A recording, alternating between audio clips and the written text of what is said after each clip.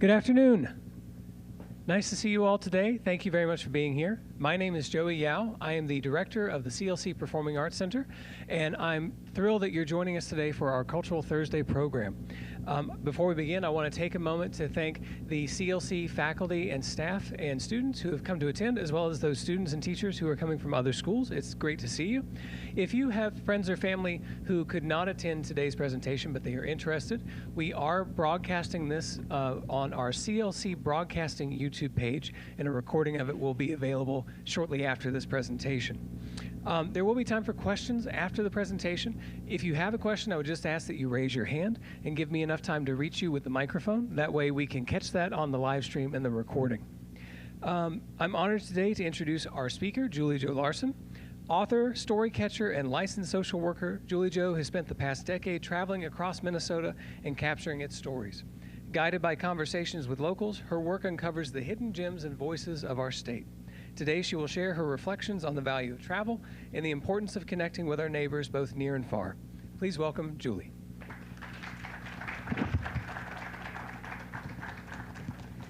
Thank you. Can you hear me okay? Yes? Wonderful, wonderful. I'm so delighted to be here. It's been a crazy few weeks. My husband had a stroke in Texas on October 17th, and we've been navigating that. It's an interesting journey. Through all of this, what I've learned is how important it is to have connections with other people, and also to be able to have things to look forward to, such as travel. I always like to give people an idea of what I'm going to hopefully talk about. And I know all of you can read. Some of these places you might have visited yourself. I hope to give you a little bit of more information. And then, of course, at the end, there is time for questions and comments. I always have to thank the voters of Minnesota. Many of the opportunities that CLC Theater and authors and artists are able to present are because of the funding. The Minnesota voters contribute to the Minnesota Legacy Amendment funds.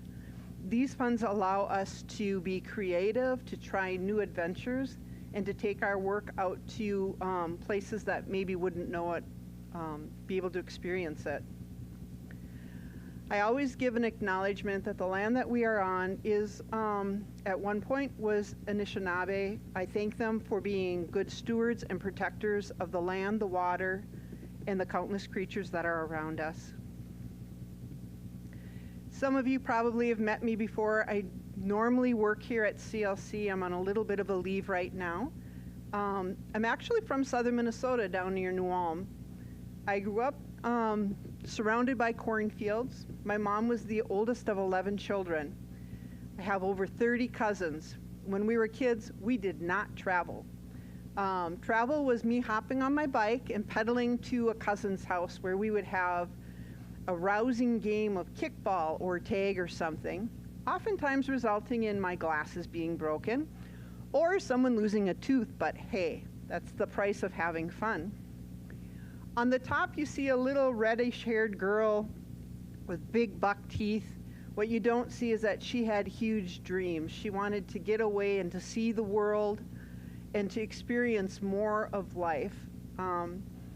While other people had cowboy boots and tap dance shoes, I envied people that had mucklucks and had fringe boots and things like that.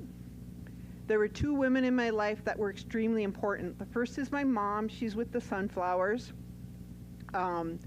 She broke her back earlier this year, is now in a nursing home. The other woman is my mother-in-law. Well, Mom taught me about German culture and the importance of family and community. My husband's mother taught me about how big and vast the world is. Even in her 80s and early 90s, she was traveling to Texas and Ireland and Italy and all these different places, trying to understand different people and enjoy those things. I had a wonderful teacher in high school, and his name was Mr. Jones. And you couldn't pull anything past Mr. Jones. You see, I tried to sit in the corner and be really, really quiet, and I tried not to make a lot of noise or be noticed. And Mr. Jones seemed to notice me, and he said it was okay to hop on my bike and pedal 5 miles and get away from people and listen to the sound of birds and crows and write down the things that I heard. I always had access to a lot of books. We had a great library in New Ulm, but I didn't always have access to travel. That changed after my husband and I met. We moved from New Ulm up to Moose Lake, which is about an hour and a half east of here. And from there in 2007, we moved here to Brainerd. And that's when life really took a big change. You see, I was never able to finish my college degree when we lived down in southern Minnesota. We moved too much. 8 times in 25 years has a way of stopping and starting a lot of projects. Once we moved to Brainerd, I was able to finish my degree here at Central Lakes College. Our English department here is second to none, and I can say that with all honesty. They will push you and challenge you and get you to write the very best essays that you can in papers, and along the way encourage you to step outside your comfort zone. When I finished Central Lakes College, I went to the College of St. Scholastica, and I did night classes. It's there that I had my first opportunity to write an article for the Lake Country Journal. In Evergreen Cemetery, just down by the paper mill, there's a headstone, and on it it says Pioneers. This headstone is dedicated to the 7 pioneers that were found on the shop ground of the Northern Pacific Railroad. I had seen that long before I moved to Brainerd because my mother-in-law lived out that way. And I always thought, who are these people that were found dead on the shop grounds? And I couldn't figure it out. Well, when we moved to Brainerd, there was this wonderful neighbor named Mary Stephenson, and Mary had one tiny paragraph in one of her history books. It turns out that those people had been dead for a long time, like 1870s dead. They weren't actually found on the shop grounds as we would picture the wooden platform. No, they were found in the 1940s when someone was excavating land on the railroad property to use fill for another area. The big truck came down and dug up a big scoop, and along with the sand came bones. Imagine the horror. And then they did another scoop, and more bones and more bones. In total, there were 12 skeletons that were found in that area. Well, the coroner was able to find the people that had, connections with 5 of them, but 7 of them were not. So the shop people put up a headstone and paid for the plot of land, and that's where that headstone came from. I've got a little bit of a back issue, so I'm going to try to work with it here. I assure you, my love of cemeteries is not morbid or gross or dark.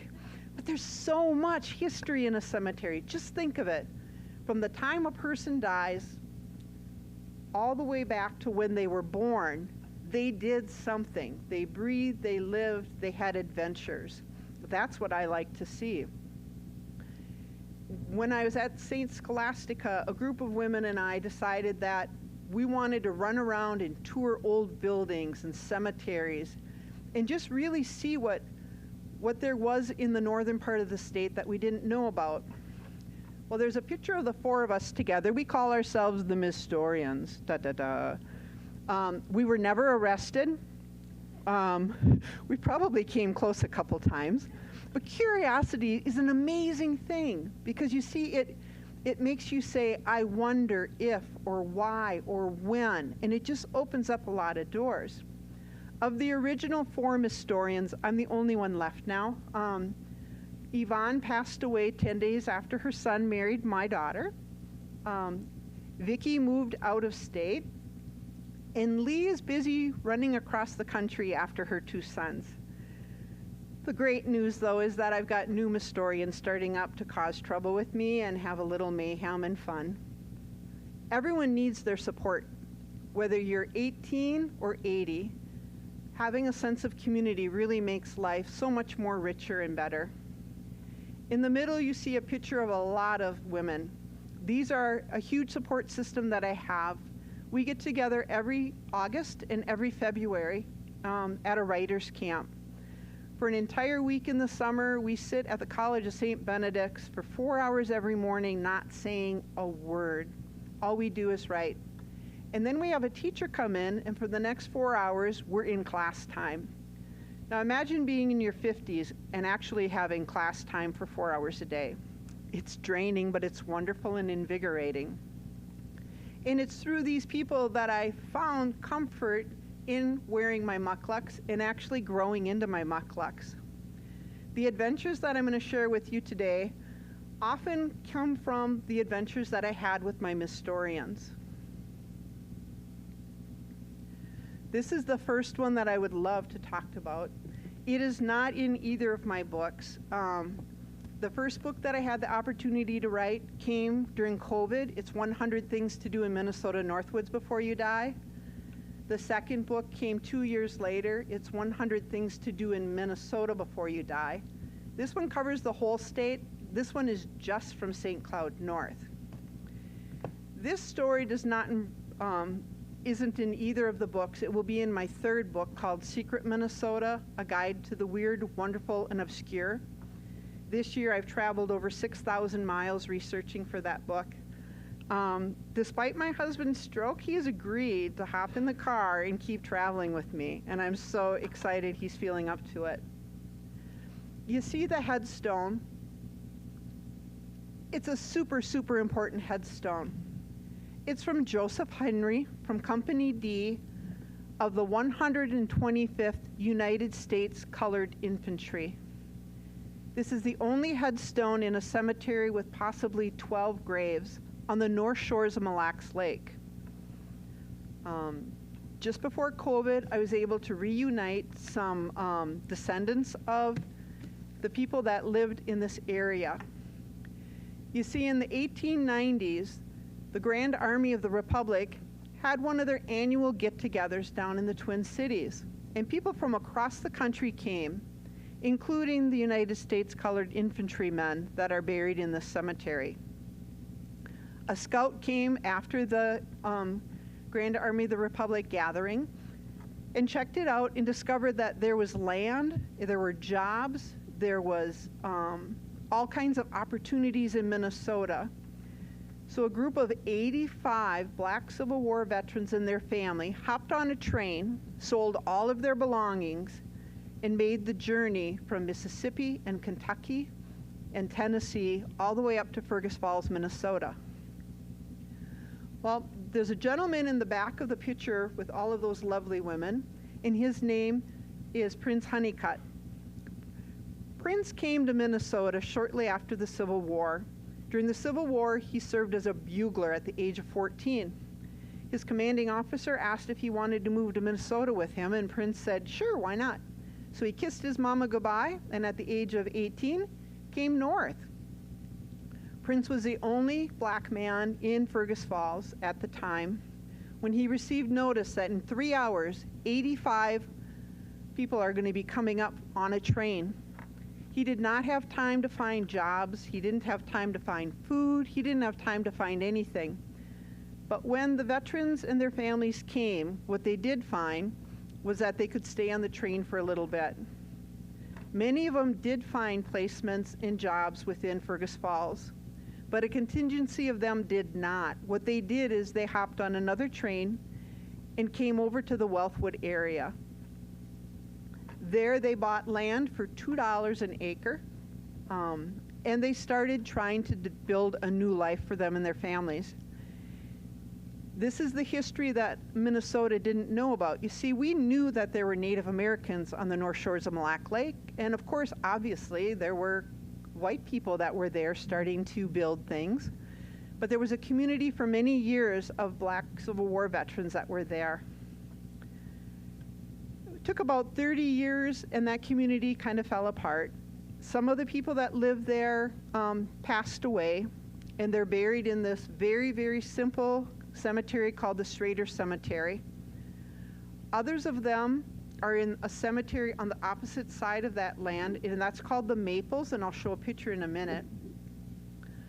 In the Aiken County Cemetery, in the early 1900s, 19-teens, and 1920s, there are Black Civil War veterans who are buried right next to their white people, the comrades that they lived near and possibly served next to too. And it's an amazing thing to see the headstones all lined up. There's a picture of me when I went to the Otter Tail County Historical Society, and I also went to the Aiken County Historical Society to figure out who these people were. Well, imagine my surprise when there was an email address for one of the descendants. I contacted Peg Patterson Carpenter, and I said, Peg, I hear you can't find the cemetery where your loved ones are buried. I was just there, and I would love to show you where it is. Well, I didn't know that they had been up here 3 different times from the Twin Cities trying to find that cemetery.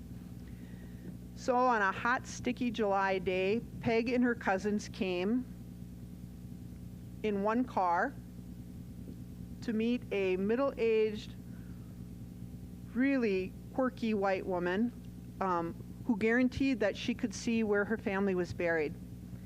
And so I drove her out there. I've never seen so many women gasp and clap with delight as when they hopped over the little fence and there they saw Joseph's headstone and they knew that their families were there. Like I said, on the back side of this land is what's called the Maple Cemetery. According to the Aiken County Historical Society information, we knew that there was a second cemetery because the list of the dead were listing 2 different places where people were buried in addition to the Aiken Cemetery.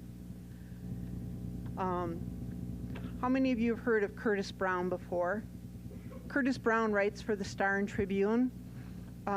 Curtis was online Googling one day looking for new leads, and he happened to come across some of my information on the Strader Cemetery. And he contacted me and he did a little follow-up through the Star and Tribune. That paper couldn't have been out more than a few hours when my phone rang, and I looked at it and I wasn't going to answer it because I didn't recognize the number, but I thought, well, it's a beautiful day, why not? You know, it was a great non-typical thing for me to do. I picked up the phone and I said, hi, this is Julie Joe, how can I help you? And this gentleman says, my name is Mr. Workman, and I'm going to help you. There's a cemetery you need to see. And I said, oh. He said, I just read about the Strader Cemetery. He said, well, I've got the other one in my backyard. And so the following weekend, my husband and I hop in a car. And as unkept as the Strader Cemetery was, the second cemetery had a beautiful wooden kind of railing around it and had been mowed and just looked like the most peaceful place in the world. And sure enough, there we saw the list of people that were buried there that matched up identical to the records at Aiken County. The picture of the one lone woman in the graduation cap is from 1940. Her name was Avis Ware Foley. She graduated in 1940. She was brought up by Maddie Strader, who is in the Strader Cemetery. She went on to serve many different roles within the state of Minnesota. The family members from this black cemetery include Nellie Stone. Some of our African American students here have applied for the Nellie Stone Scholarship. If you are of Native African American descent and your parents were part of a union, Nellie started a big scholarship fund that is still going very, very strong. This kind of explains a little bit of the importance of that black community, though, on the North Shores. And I'm going to read a little bit of what Peg had wrote. Peg said, well, for quite some time, I've been interested in our family tree. Back in the 1970s, I questioned Grandma regarding some history, so I had a little information when I started putting our tree together in 2000. Most important at that time was that my great-grandparents, Robert Patterson and Maddie Pennick, met on the train going from Kentucky to Minnesota. For 10 years then, I didn't do a whole lot, but in January of 2012, I retired and family tree became my passion. That same year, some of my cousins, along with Sylvia Amos and others, decided to have a reunion of the first 85 African American who came from Kentucky to Fergus Falls. Some people brought land in and moved to Wellthwood in the late 1890s. Alexander Pennick and Joanna Marshall Pennick, as well as Robert Patterson, my great-grandpa, were among them. She goes on to explain the reunion and how she found so many different people from this settlement that she knew. They made a trip to Aiken in 2013 and discovered the binder but could not find the cemetery. In 2015, Julie Jo Larson contacted me regarding an article she was working on and saying that she knew where the cemetery was. She said that this might be something to put on the National Historic Registry, and that comment stuck in her mind. As it turns out, it's not only possible the cemetery could be put on there, but that entire community in Aiken County, could be someday. She goes on and explains, you know, her cousins and brothers and how the people came to Minnesota and then some went back to Ohio and back and forth and back and forth. The cool part of this story is that it's still evolving. At some point, it might be on the National Historic Registry.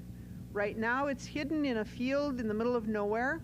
The Strader Cemetery is still unkept. It's on private property. The Maples is kept beautifully, again, on private property.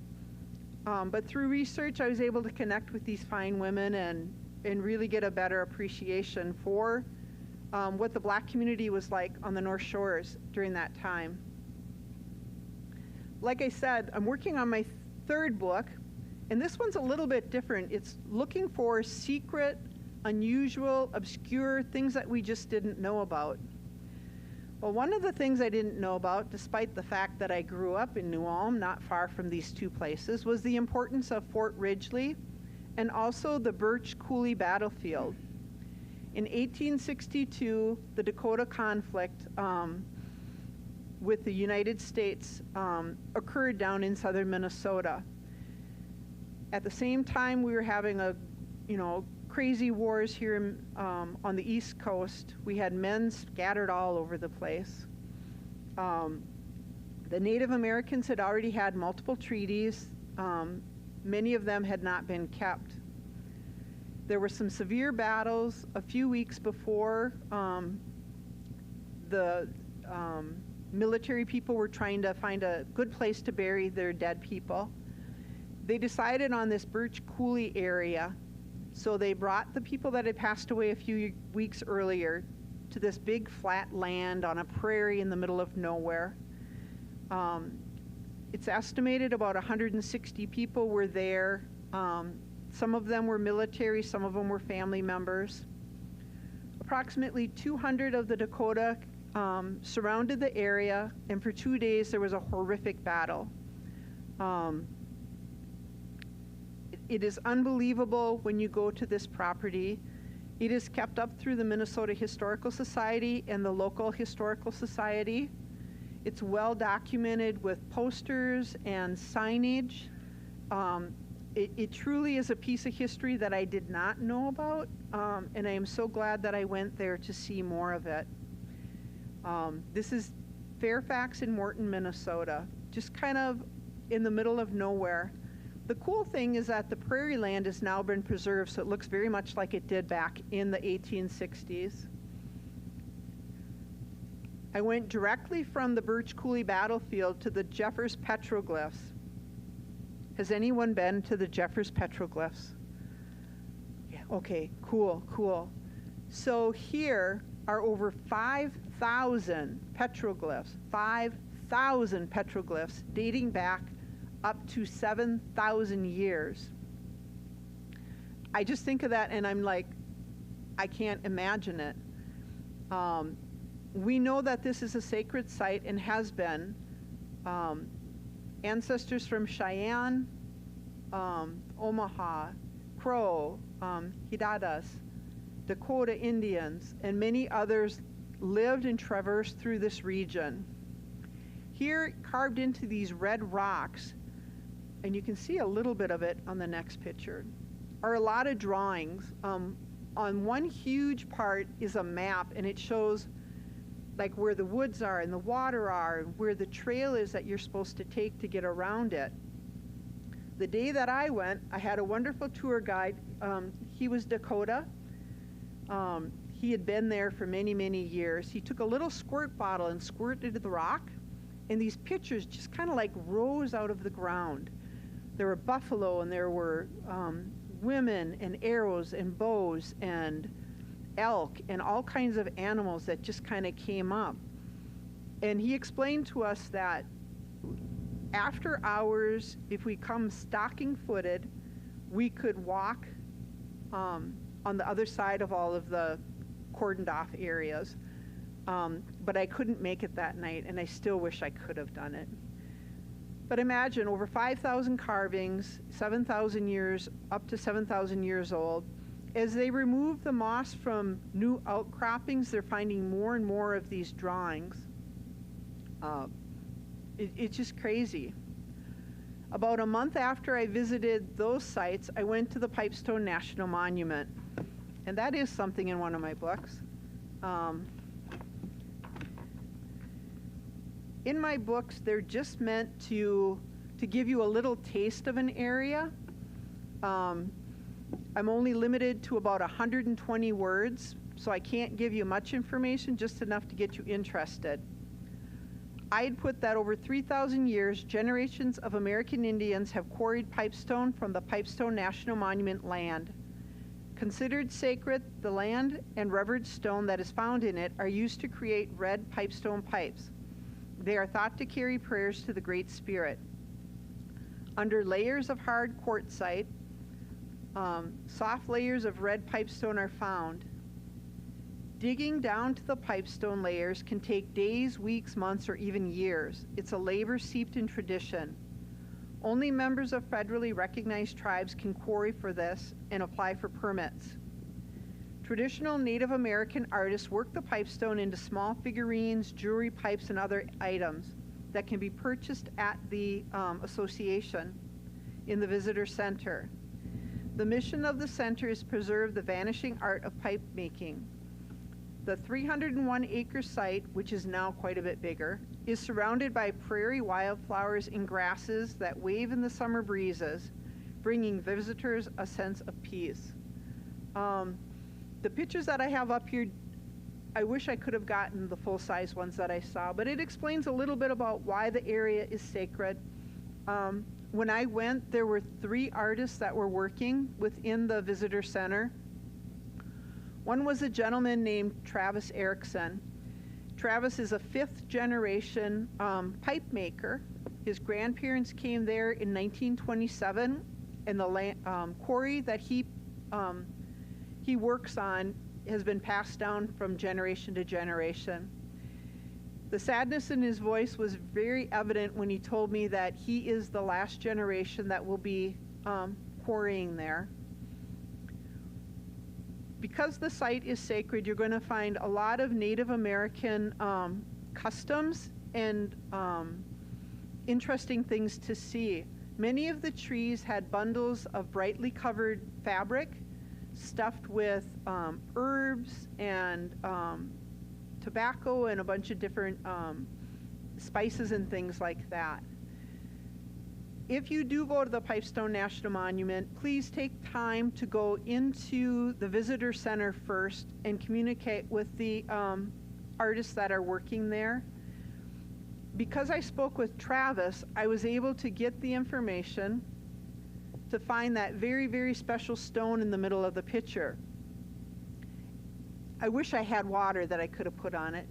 You see, carved into that stone is the name Joseph Nicollet. There's an Anoka. There's probably 8 other names that I didn't write down, and I should have.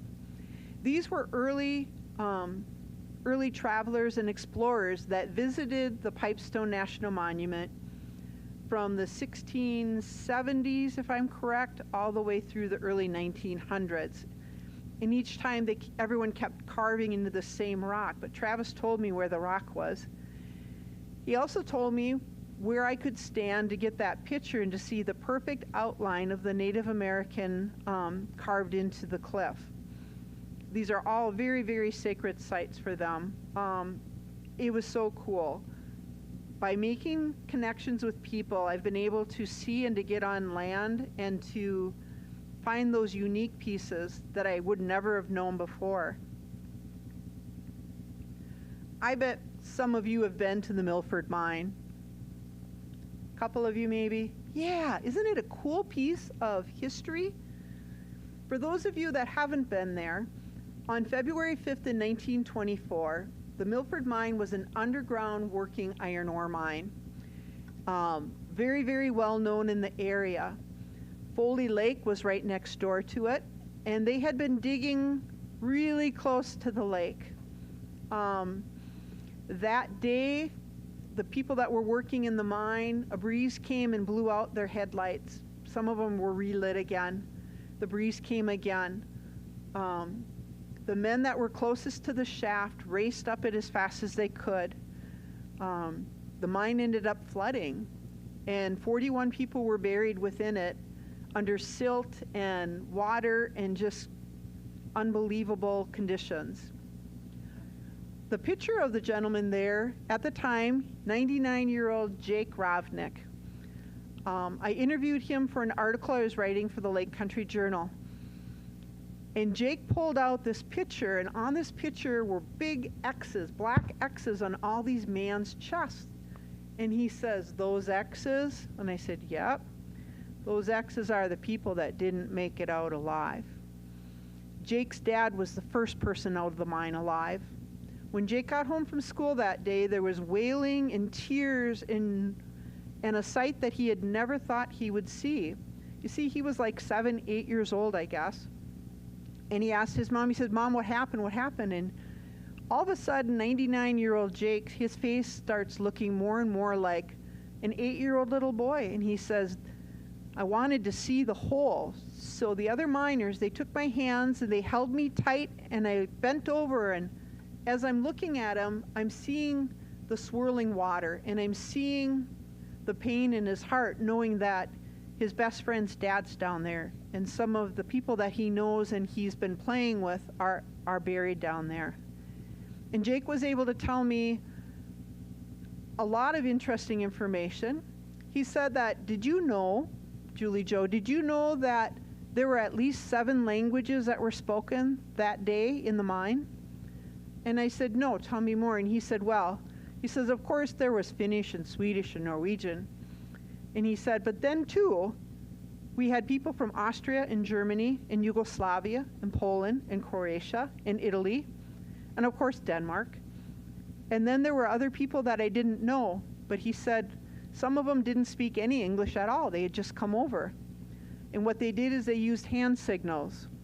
Well, obviously the people in the very lowest part of the mine, that hand signal's not going to do any good when the water came rushing in. The Milford Mine's amazing because it lists not only the people that passed away, but also the people that survived. It talks about what each person is, where they might be buried. Quite a few of the people are buried in the cemetery in Crosby. We have some here in Evergreen. They're kind of scattered throughout. I was able to connect with some of the family. And when you talk about culture and history, boy, imagine being a young wife of 30 years old. You've got 5 kids and your husband dies in the mine. You have very few opportunities to raise your kids.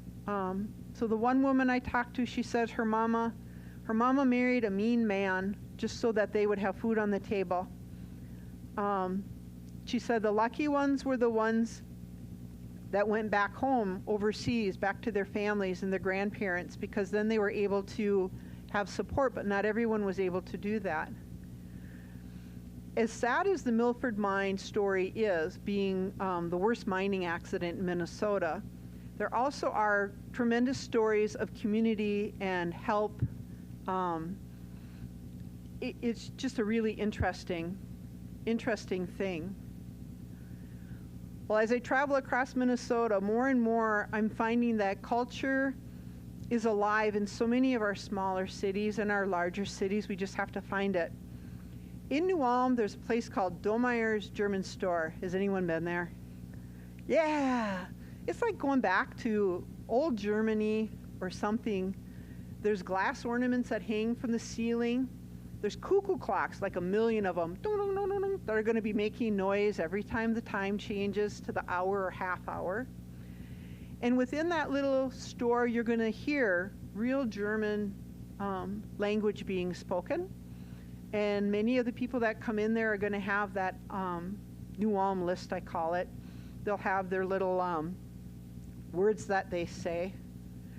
In Minnesota, there are 3 places that are, you have the opportunity to see real bison. One is Minneopa State Park, then there's the Blue Mound State Park, and of course the Minnesota Zoo. If you get down to Mankato, there were huge grain silos that were painted maybe, I want to say 15 years ago. It could be close to 15 years ago. The gentleman that painted it wanted to have authentic documentation of the history of Mankato. And so he walked around and he talked to the Historical Society and the elders of the community and a bunch of different people to really find out what was important that needed to be preserved. On one whole side are pictures of the Dakota Indians, not just from the past, but also current. And he really did a nice job capturing that. Just really getting a better idea. I wish I had the other sides, but I don't. The northernmost part in Minnesota, when you talk about a cultural fluke, this has got to be it, people. The northernmost part of Minnesota is also the northernmost part of the continental 48 states. To get to it, you're either going to take a boat in the summer, or you'll drive over a frozen road in the winter, or you do like I did, and you literally go into Canada and then come down and go back to Minnesota. It's well worth the trip just to see this little fluke of land. I can't imagine it, what it looks like in the winter, because the wind was blowing so hard that I could hardly stand, and this was in July last year. Like I said, the communications, the people, the communities, all of that is so important. When I grew up in New Ulm, there was a popcorn wagon that was maybe 6 blocks from my house. It is the one you see up here. So the gentlemen would get together and talk at the Legion or at the bar. The women and the kids would gather at this popcorn wagon and share, you know, what was important and what you needed to know that was going on in the community. I was really delighted when the Brown County Historical Society took it over and refurbished the popcorn wagon. 10 times a summer, when I go visit my mom, I can smell the popcorn and I know that it's there.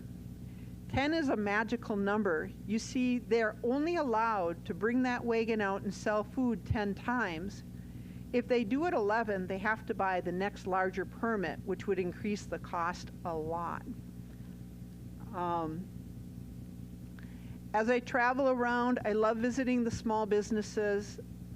That's where you find out the culture, where you find out the favorite food item of a community, where you find out those little hidden gems like the Strader Cemetery, just kind of a lot of different places like that. Let me go through.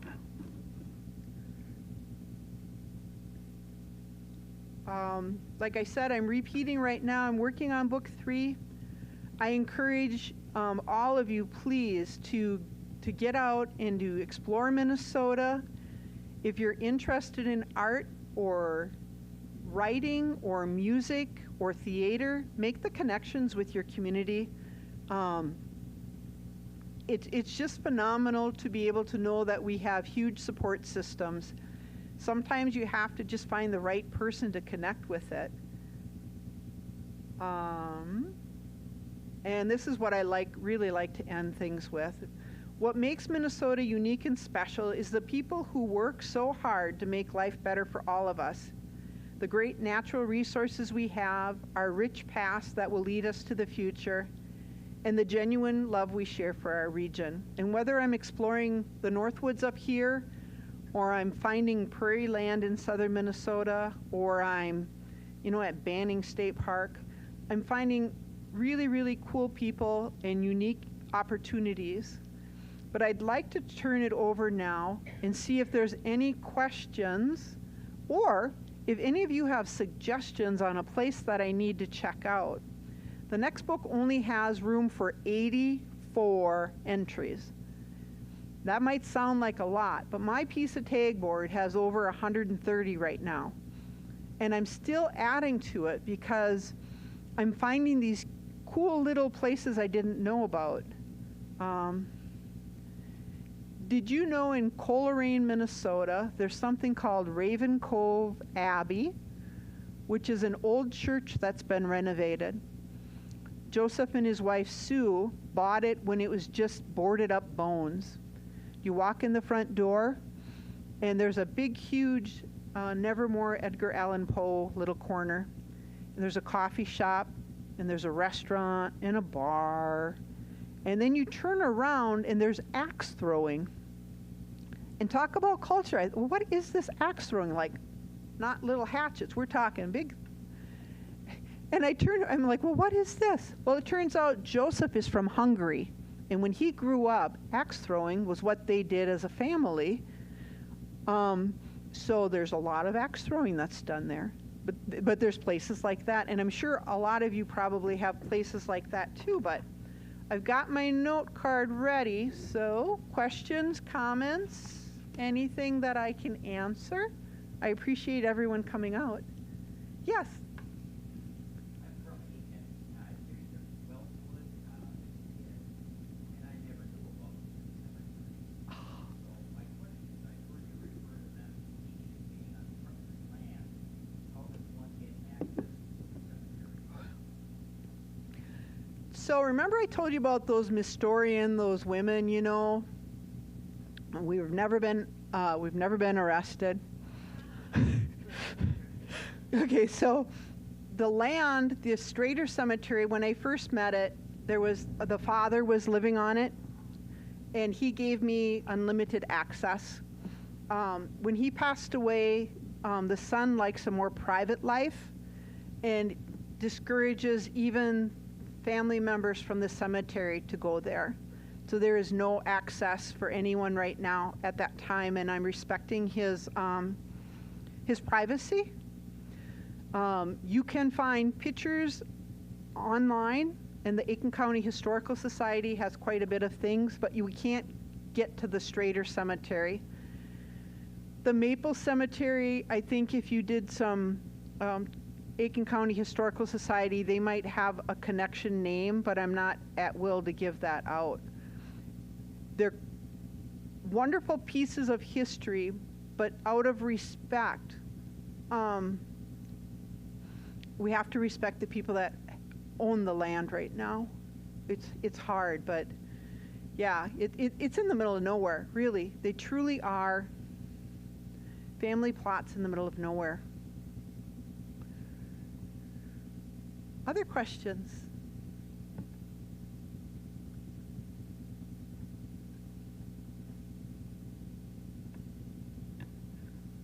Hi, my name is Andrew.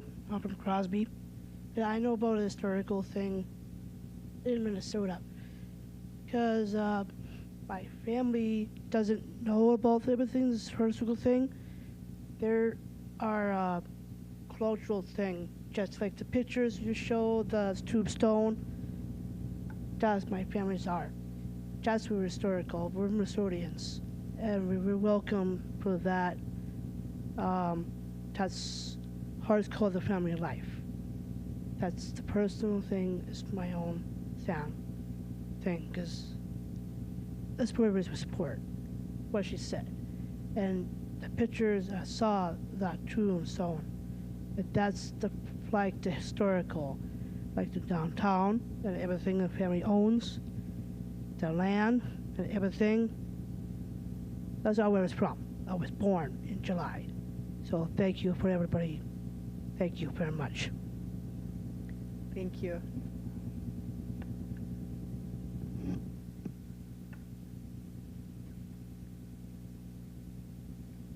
I'll preface this by saying I'm a language and cultural teacher.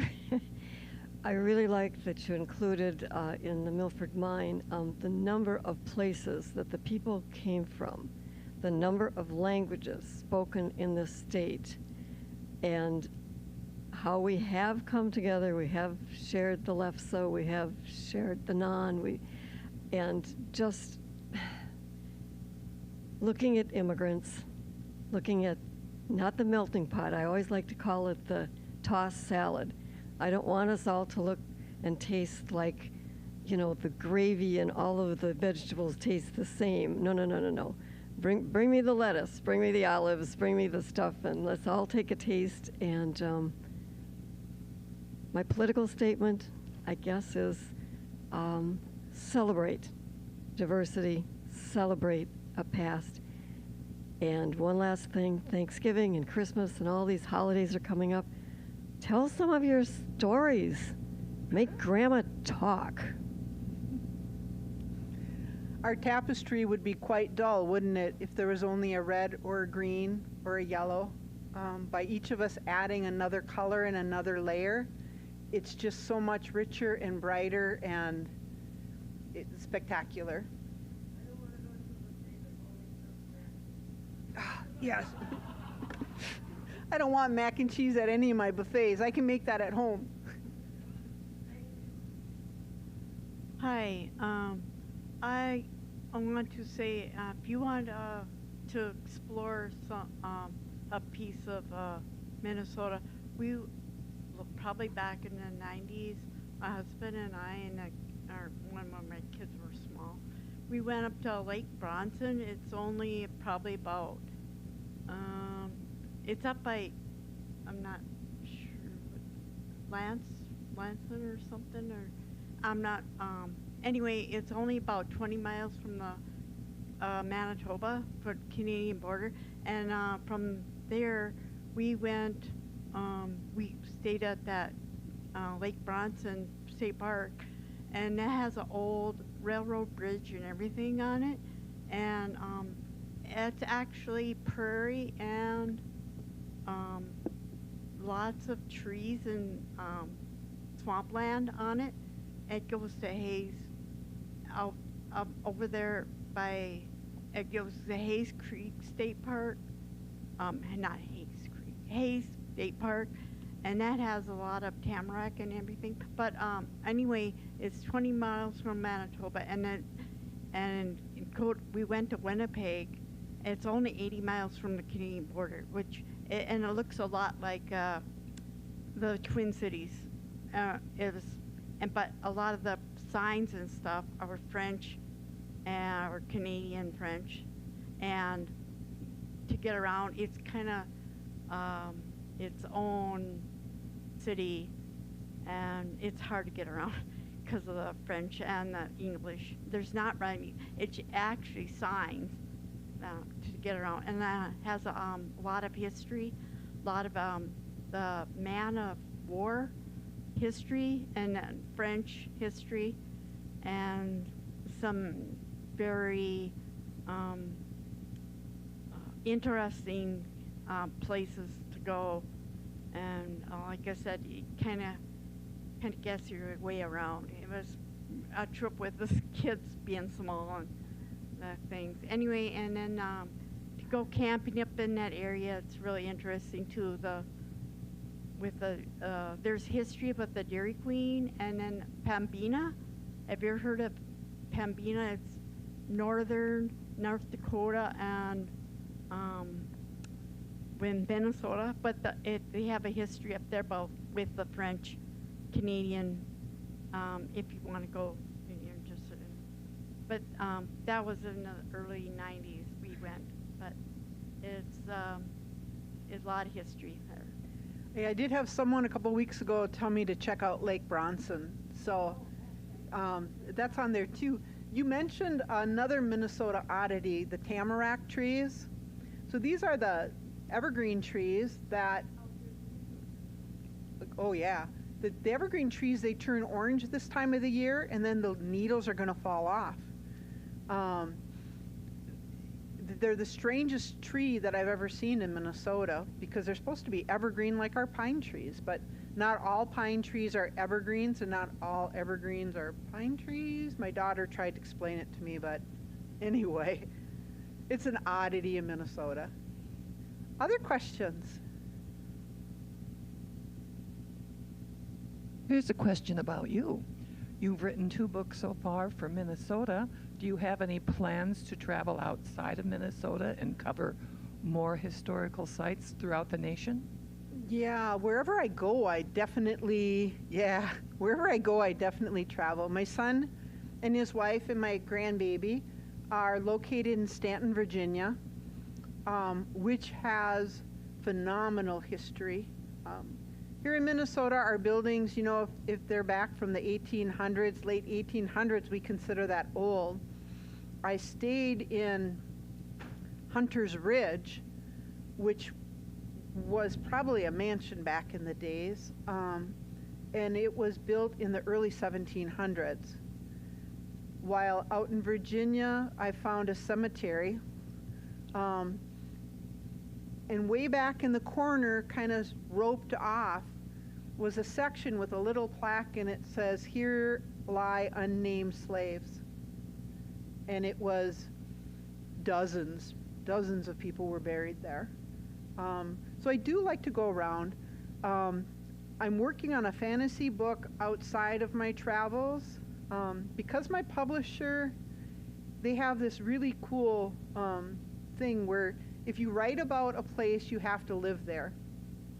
So because I wrote about northern Minnesota, I live up here. I grew up in southern Minnesota and still travel, so they allow me to do the whole state.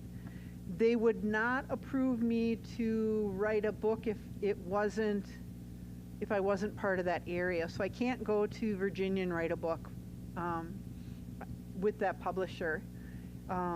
It's a traditional publisher, which I really like because it takes some of the, I gotta stand a little, it takes some of the guesswork out of what I'm doing.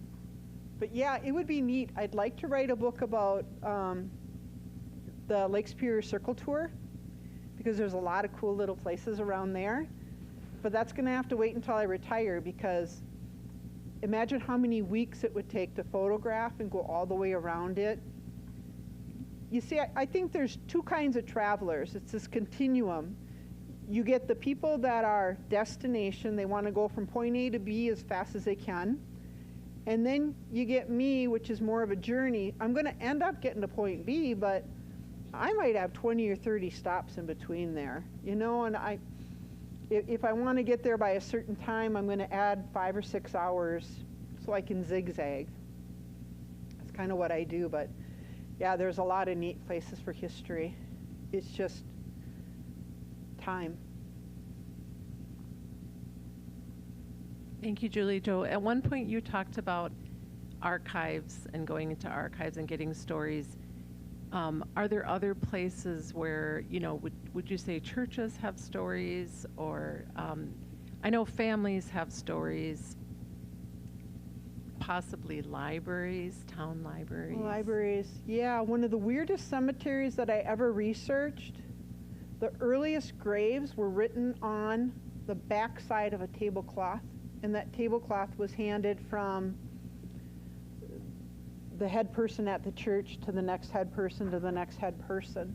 And I don't know where it ended up, but at some point those names were transferred into a real book.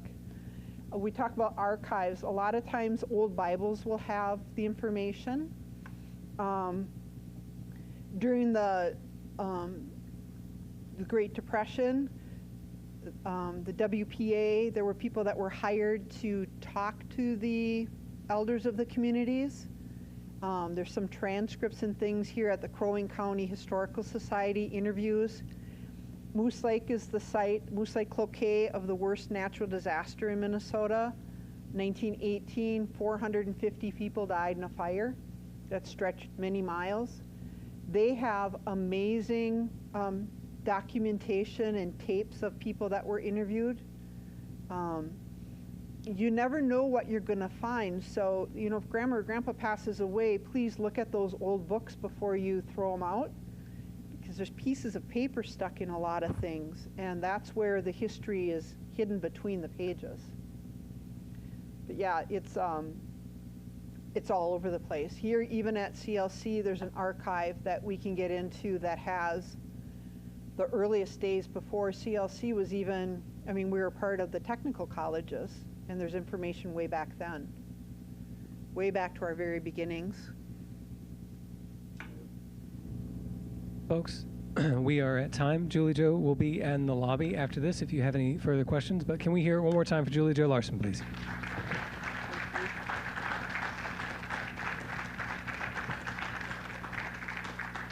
Thank you for coming, and we hope to see you in February when Cultural Thursday resumes.